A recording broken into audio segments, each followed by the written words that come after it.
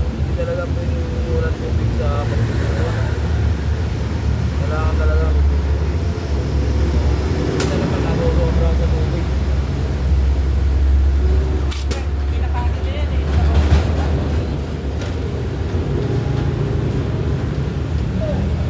Walang ulan ha. Ngayong gabi na lang. Ngayon. Basa ako. Tama yung alert. Barangay yun. Yung ikot yun.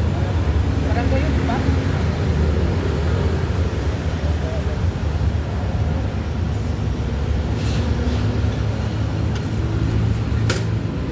Alright.